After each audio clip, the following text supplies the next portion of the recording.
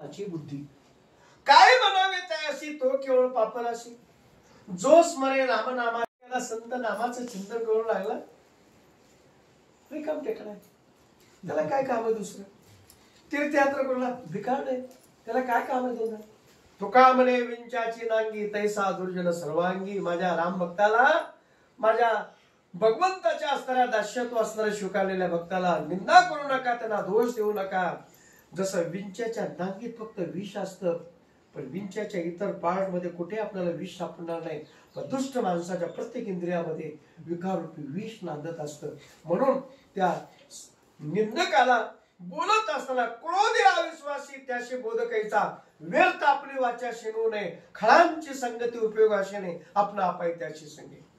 त्यांना अधिकार नाहीये, त्यांच्या संगतीत सुद्धा कधी राहू नका. ते नेहमी निंदा करतात सज्जनाची. एक बाजू ही सांगितली, पण दुसरी बाजू सांगतात मुखे बोले ब्रह्मज्ञान मनी धन आणि मान. आईशी यांचे करिता सेवा काय सुख होय जेव्हा. पोटासाठी संत झाले कलित बहुत विरळा ऐसा कोणी तुका त्याशी लोटांगली. दोन्ही बाजू पटवून दिले. खरे संत त्यांची निंदा करू नका, पण ढोंगी लोकांपासून मात्र सावध राहायचं. कारण बगळा वास्तविक पाहता पाण्याच्या काठावर, नदीच्या काठावर उभा राहिला असतो, परंतु तोच बगळा असताना दिसायला कसा पांढरा शुभ्र दिसतो. राजहंस सुद्धा त्याच असणाऱ्या ठिकाणी असतो उभा, पण राजहंस दुधाचं दूध आणि पाण्याचं पाणीच करतोय. हो, राजहंस वेगळा आहे. आता वास्तव कोकिळेचा आणि कावळ्याचा कलर सारखाच आहे, पण टराव टराव टराव करणारा बिडूक सुद्धा असणारा पाहतो आपण फुलाच्या जवळ बसलेला. सज्जन महात्मे सज्जनांचा नेहमी करता खऱ्या अर्थानं सन्मान करत असताना दुर्जनाचा अपमान सुद्धा ते कधी करत नाही. हो का दुराचारी विषयी आसक्त संत कृपे त्वरित उतर. बाबा चुकलेलं तुझं, आता आयुष्यामध्ये ही चूक तू करू नकोस. हे पुन्हा पुन्हा ते पटवून देत असतात. तरी सुद्धा जर त्यांना ती गोष्ट पटत नसेल तर निश्चितपणाने तुकोबराय सांगतात की जशाच तसं वागणं हाच खऱ्या अर्थानं जीवनामध्ये. कारण वेदाचा तो अर्थ आम्हाशीच ठावा हित्राने व्हावा मार माता. कारण कर्मकांड करत असताना काही लोक दुसऱ्याला जर कमी समजत असतील, तुच्छ समजत असतील, हा अधिकार फक्त आमचाच आहे, तुमचा नाहीये. सर्वांना इथे अधिकार आहे. सकळ असे येते आहे अधिकार कलियुगी उद्धार हरीच्या नामे. म्हणूनच सावता बाबांनी मोठ्या प्रेमानं काही ढोंगी लोकांवर सुद्धा प्रहार केला. कर्मकांड करणाऱ्या लोकांवर प्रहार केला. अंधश्रद्धेतून अनेक लोकांना आमिष दाखवणाऱ्या लोकांपासून सुद्धा तुम्ही सावध राहत चला असा इशारा असणारे त्यांनी मोठ्या प्रेमाला दिला. आणि एवढंच नाहीये, आपल्या वयाच्या 45व्या वर्षी हरिनामाचं चिंतन करत करत सावता बाबांनी ब्रह्ममुहूर्त गाठलेलं आहे. आणि ब्रह्ममुहूर्तावर मोठ्या प्रेमानं चिंतन चालू केलं होतं.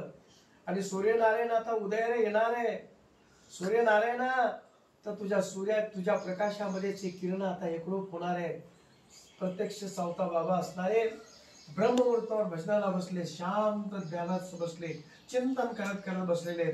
जसं नामदेव महाराजांनी त्रयोदशीच्या दिवशी आषाढ महिन्यामध्ये आपली इहलोकीची यात्रा भगवंताच्या चरणी समर्पित केली. हेच देवा पै मागत चरण सेवा अखंडित वासदेवा पंढरीचा सदा संग हरिदासांचा जन्म हो का भरते याती परी मीन चुके हरिभक्ती नामा म्हणे कमलापती हेच द्यावी पुरता पुढे.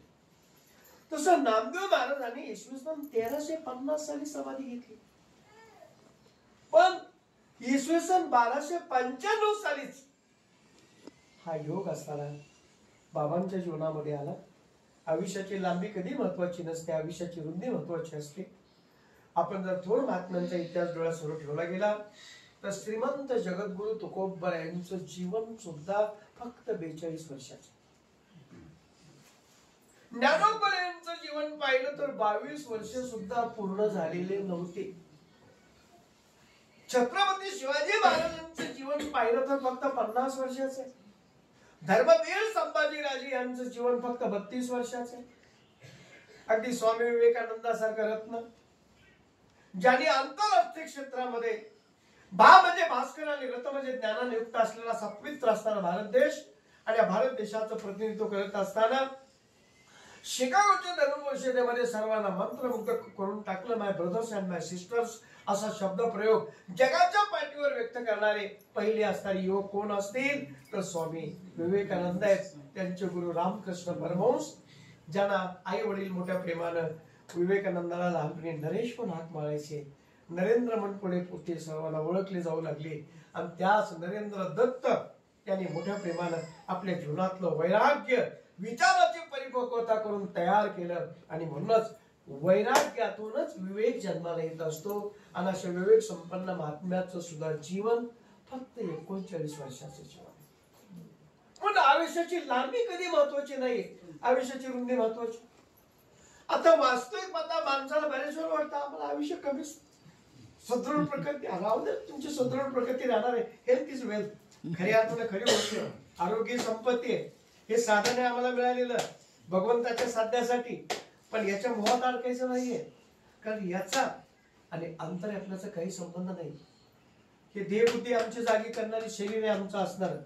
पण एकदा पशूंना सुद्धा कळतं, पशूंना बोलता येत नाही, मुख्या प्राण्याला बोलता येत नाही, पण त्याच्या डोळ्यातले अश्रू असणारे बोलके असतात.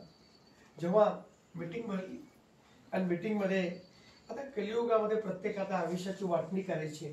तो बुद्धिजीवी माणूस असे समोर बसलेले, त्याला सांगितलं आता वाटण्या करून टाकतो बाबा एकदाच्या सर्वांना असणारे. समोर कुत्रा बसलेला होता, बैली बसलेला होता आणि गाढवही बसलेला होता. असे अनेक प्राणी बसलेले होते, पण प्रमुख 3 प्राणी असे समोर बसले होते. आणि बुद्धिजीवी स्वतःला समजणारा माणूसही तिथे बसलेला होता. देवाने वाटण्या सुरू केल्या. म्हटलं मी वाटण्यात कधी भेद करत नाही बाबा. म्हणजे वाटणी पत्रक तयार करत असताना मोठा काय लहान काय सर्वांना समान आई वडिलांची इच्छा असते. तसं देवानी समान वाटण्या चालू जसं करतात तसं प्रत्येकाला आयुष्याची वाटणी करायला सुरुवात केली. मनुष्याला सांगितलं तुला 40 वर्षाचं आयुष्य, बैलाला सांगितलं तुला 40 वर्षाचं आयुष्य, गाढवाला सांगितलं तुलाही 40 वर्षाचं आयुष्य आणि कुत्र्याला सांगितलं तुलाही 40 वर्षाचं आयुष्य.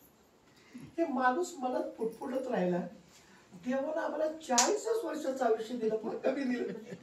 थोडस वाढवून द्यायला पाहिजे होतं. ते देवाला थोडस का असं केलं असेल हे मुख्य जीवाने ऐकलं. ते बैल शहाणा असतात. बैलाने विचार केला 40 घेऊन काय करायचं, 20च बरं, राहिलेली 20 आपण देऊन टाकू देवाला मागे. देवाने सांगितलं मी काय पदरचं देलो नाही म्हणले. त्या बैलाने 20 वर्ष माझे करा म्हणजे मी देऊन टाकतो तुम्हाला म्हणले. तुमची इच्छा आहे ना. असे एकंदरीत 60 वर्ष पूर्ण झाल्या. पण तेवढ्यामध्ये गाढव बसलेले बाजूला, गाढव विचार करते 40 म्हणजे भरपूर झालं, सही सलामत आनंदानं माणसाला जीवन जगता येईल. 40 वर्ष काय कामाचं आहे, 20च घेतलेले बरे आपण सुद्धा, काही हरकत नाही म्हणजे 20च तुला म्हणजे तुझे राहिलेले 20 वर्ष परत माणसाला देऊन टाकली. एकंदरीत 80 वर्ष झाले. फारच आनंदाची गोष्ट आहे. आणि 20 त्याचे असणारे माणसाला देऊन टाकले.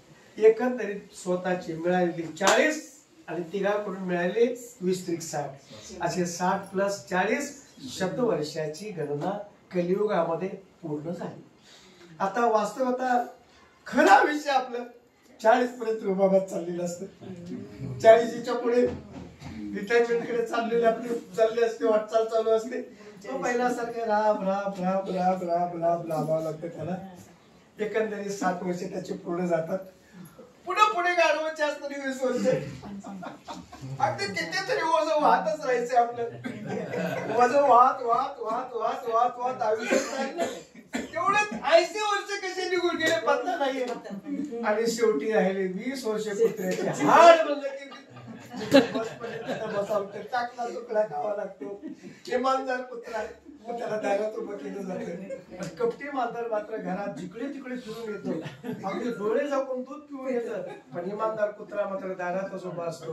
त्याला टाकलं तरच तो बिचारा असताना खातो. खऱ्या अर्थानं ह्या कलियुगामध्ये वावरत असताना हे 3 प्राण्यातून मिळालेली आम्हाला बोनस लाईफ आहे. याच खऱ्या अर्थानं आमची खरी 40 वर्षाची लाईफ आहे. म्हणून सावता बाबांनी आपल्या वयाच्या 45व्या वर्षीच खऱ्या अर्थानं भगवंत शेवटचा दिस गोड व्हावा, आता निश्चिंतेने पावलं विसावा, कुंडलिया धावा तृष्णेची.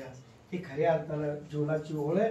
म्हणून शेवटची विनवणी संत जेनी परिसावे विसरतो न पडावा माझा देवा तुम्हाशी आता फार बोलूक आहे अवघे पायी विदित तुका म्हणे पडिलो पाया करा छाया कृपेची.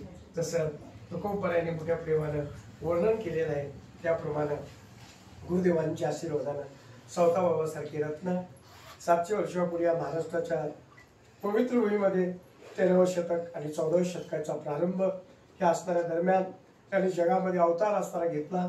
संतांचं येणे स्वतंत्र असतं आणि संतांचं जाणे स्वतंत्र असतं.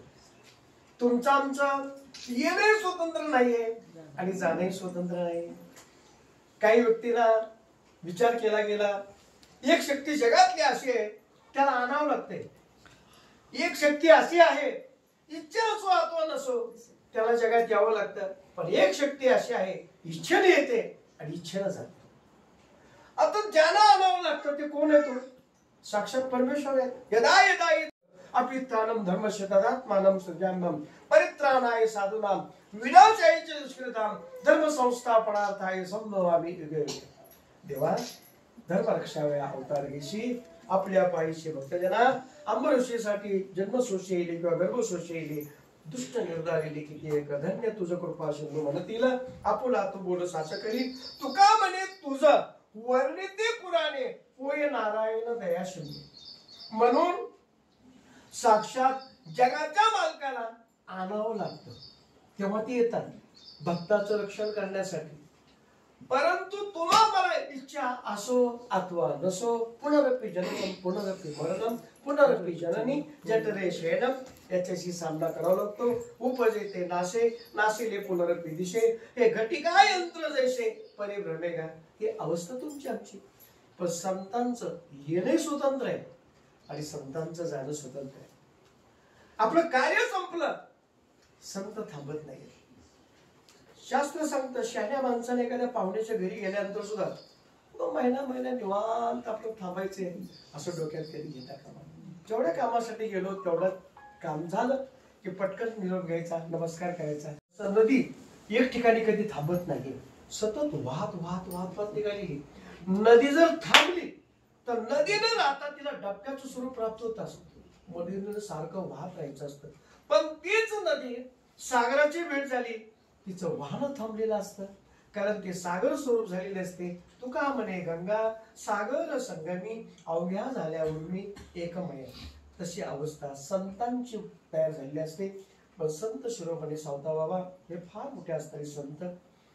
गुरुबा काका ज्ञानेश्वर माऊली नामदेव महाराज चोखामेळा हे त्याच काळातले असणारे सर्व संत असणारे आणि त्या काळातले संत मायबाप हे वयानं सर्वात मोठे असणारे.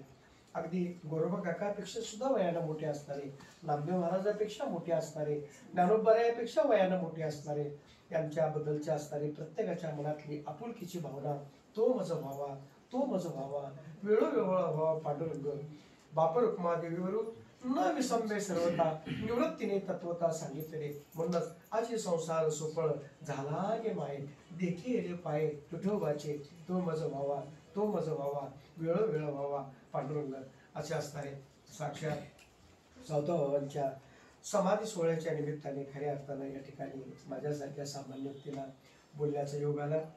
आमचे शिंदे साहेब थोडं मोबाईलकडे घड्याकडे बघू लागले. आस्था कासारकडे जाण्याची त्यांची ओढ आहे थोडीशी कारण शेतीबद्दल त्यांना आवड आहे प्रेम आहे असणार तशी त्याची मला जाणीव आहे. आपला कोणाचाही अधिक वेळ या ठिकाणी न घेता 1 तासाची प्रवचनाची मर्यादा डोळ्यासमोर ठेवून गुरुदेवांच्या आशीर्वादाने आपल्याशी संवाद करत असताना बोलत असताना एकच या ठिकाणी मला सांगावंसं वाटतं की खऱ्या अर्थानं मानवतेचे पुजारी बनत चला. खऱ्या अर्थानं जीवनामध्ये भूक लागणे हा प्रकृती असताना सुद्धा दुसऱ्याच्या ताटातली भाकरी आपल्या ताटात हिरावून घेणे ही मात्र माणसाची विकृती आहे. आणि प्रचंड भूक लागलेली असताना सुद्धा समोरचा माणूस एखादा उपाशी असेल तर आपला हिस्सा त्या व्यक्तीला देणे ही खरी आमची भारतीय संस्कृती आहे. आणि त्याच असलेल्या संस्कृतीचं जतन आपल्या जीवनात व्हावं ही संतांची शिकवण आहे. या दृष्टिकोनातून संत बाबांनी सांगितलेला विचार म्हणून सुरुवातीला अभंग घेतला नात्र्यांचा हरिप्राप्तीशी उपाय धरावे संतांचे ते पाये तेने साधते साधने तुटते भवाची बंधने संताविल प्राप्ती नाही ऐशी वेद देते वाई एका जनार्दनी संत पूर्ण करीते मनोरथ. पण आदरणीय गुरुवर्य असे सर्व आपण महात्मे आदरणीय माता भगिनी आपल्या सर्वांच्या उपस्थितीमध्ये या ठिकाणी चिंतन करण्याचा सुयोग प्राप्त झालेला आहे। तो अधिक वेळ या ठिकाणी घेतात गुरुदेवांच्या आशीर्वादाने ही सेवा आपण भगवंताच्या चरणी गतवर्षी आपण सावताबाबांच्या संजीवन समाधीच्या दिवशी त्याच पवित्र ठिकाणी असताना भजन केलं होतं। दुपारचा गुलाब